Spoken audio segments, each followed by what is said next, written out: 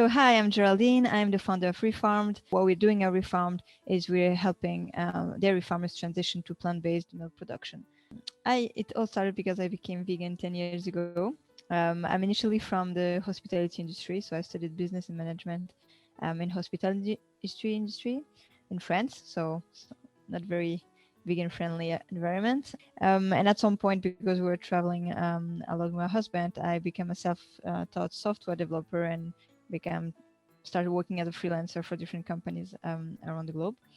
Yeah, but I always wanted to do something more aligned with my values, and especially finding a way to build sustainable sanctuaries, because how they function right now is that they depend on lots of volunteers and donations and things like that, and also very aware what was happening in the farming industry and things like that. And there was really this war happening in France, specifically between farmers and vegans, and it just got me thinking, about how could we make it work. And I just thought, well, farms could be the perfect places for sanctuaries, actually, because they already have the land, they have the animals, they love to care for those animals.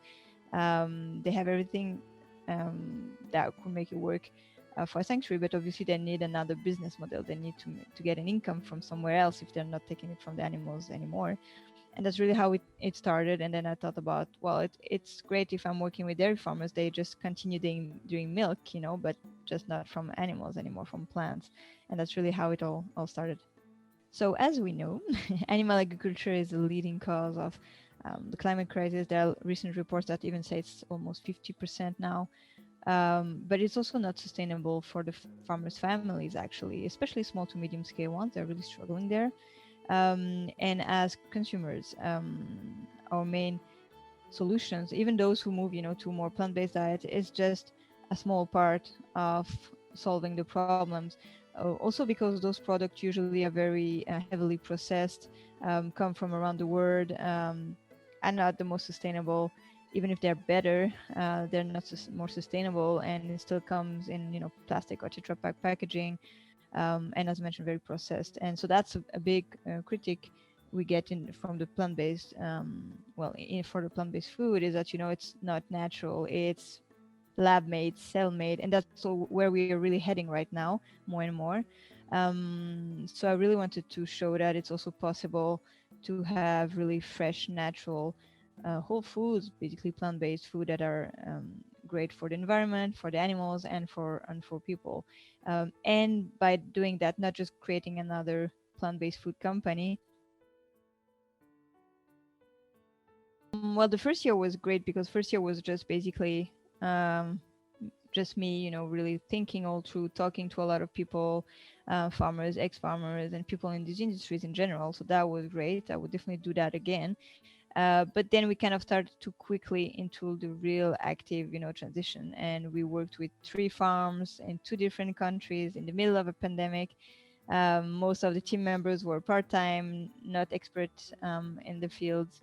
So that really made it complicated. And on my side, I was a bit naive as well on some aspects, like, it's easy to make plant-based milks, it's easy to get machinery and things like that, or it's easy to distribute, but that's not the case. So I would definitely try to have a much more clear idea on the model and really go through, to even test those much more before really starting, because obviously it costs us a lot of money and time. And we could have avoided a lot of those struggles, and especially starting small, step by step, and not trying to do all the things at once and too much just too much, because you're excited, you want to get it going, and you also have people on the other side excited that want to work with you and do the things, but that's how you can easily fail. One of my best friends actually became our food scientist. So it really started like this by connections. I knew how everybody was working, their skills, and they also were, loving the project and wanted to be involved. So that's really how the first few ones started. But after that, it's just by starting to get more and more connections. By talking about this, I got a lot of people getting in touch.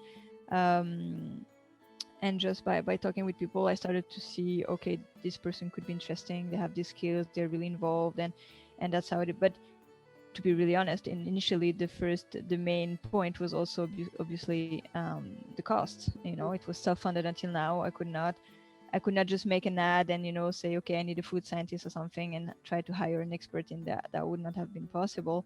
So like people that were very passionate about that and ready to work, knowing that in the beginning you don't have a very specific role, you will do lots of different things, you might not have the best salary in the market, but you're really working towards a great project and you're part of it since the beginning. So that's really how we were doing it.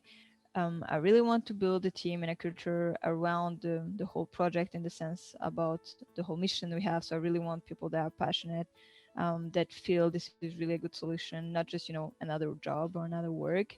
I'm not so much looking into degrees and things like that, especially because what we're doing is very out of the box.